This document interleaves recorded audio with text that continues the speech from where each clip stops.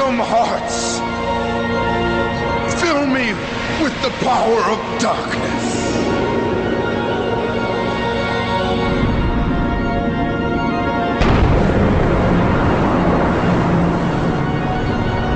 Supreme darkness!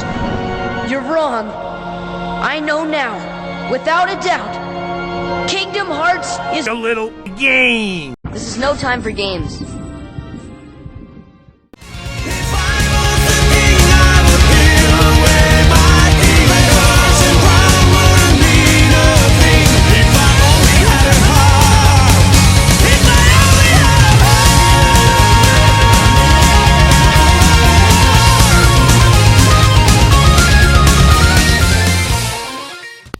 Okay, I know what you're all thinking.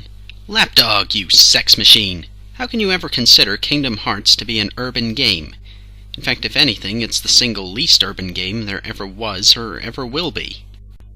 Well, to those people I say, shut up, you jerk! And besides, you were probably saying the exact same thing on my Eco review, and as we all know, I proved you 100% wrong on that one. So, without further ado, let's get started.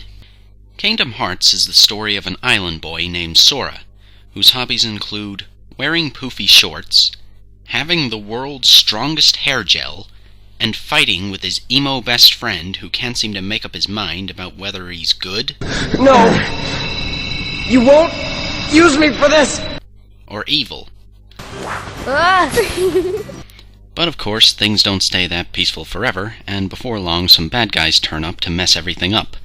And in Kingdom Hearts, they are a group of black guys known as the Heartless, who start off by kidnapping Sora's drunk girlfriend, Sora... and then set about trying to destroy the universe. So there you have it. According to Kingdom Hearts, black guys are heartless and want to destroy the universe.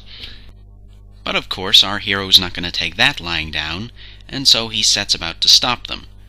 Now, whereas Eco would have just went around beating them up with a giant wooden stick, Sora decides to take it one step further, and he starts beating them up with what can only be described as a giant metal pipe.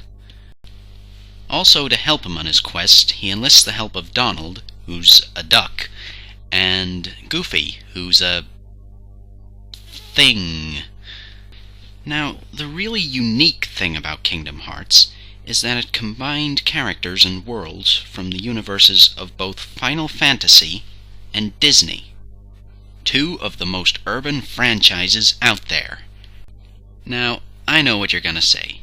Hey, wait a minute, one of those franchises isn't urban at all.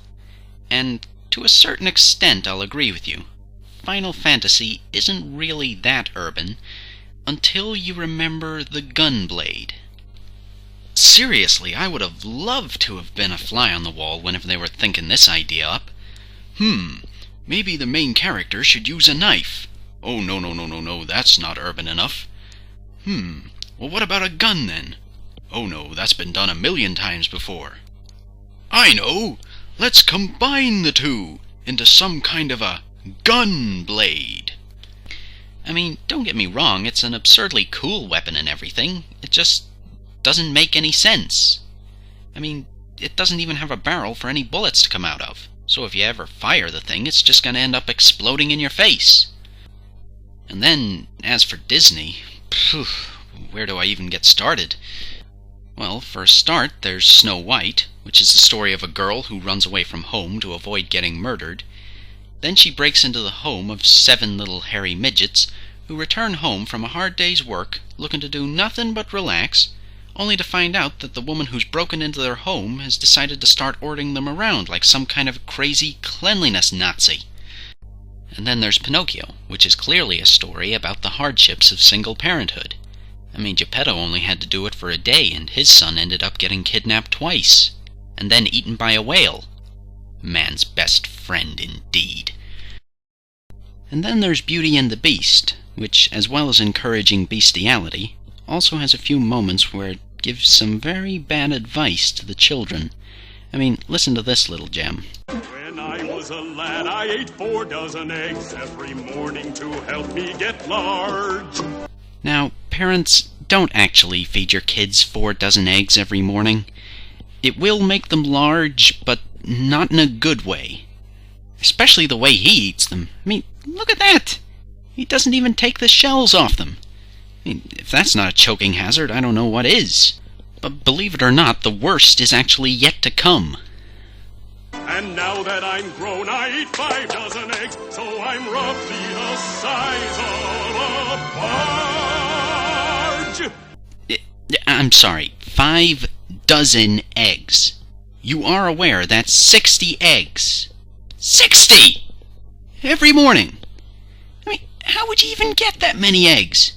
You would need your own line of hen houses just to provide yourself with breakfast for a week. But believe it or not, as far as bad advice goes, that's actually nothing compared to the advice that Aladdin gives. Except he hasn't got 'em. Gotta eat to live, gotta steal to eat. Tell you all about it when I got the time. Okay, yes, you gotta eat to live. But you don't have to steal to eat. You could get a job. Okay, maybe if you were a kid starving out in the streets or something I could understand. But no, Aladdin's a perfectly able-bodied adult. Why doesn't he get a job? And the annoying thing is he gets everything he ever wanted. He gets the girl, he gets the money, he gets the fame, and all that despite the fact he's never had to do an honest day's work in his life.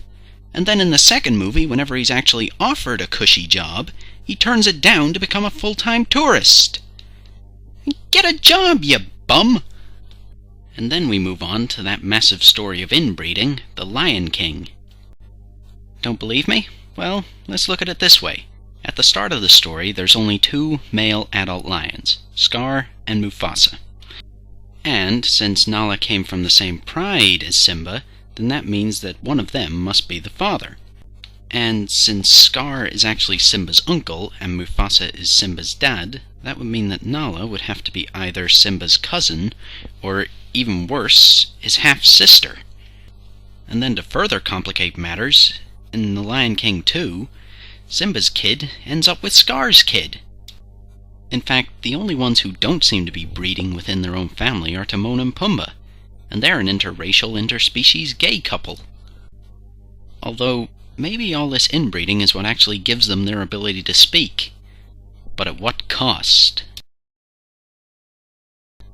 So anyway, my final opinion. If you can get past the extreme urbanness of Kingdom Hearts, you'll find yourself enjoying it a lot.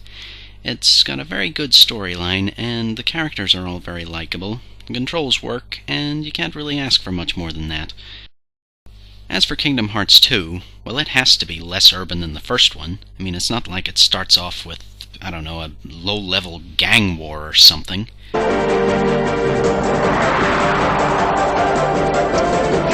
Roxas, focus! Neo, loser!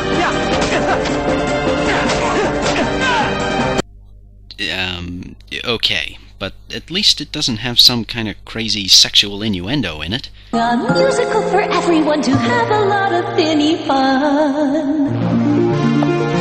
Oh, for the love of... Hot dog, hot dog.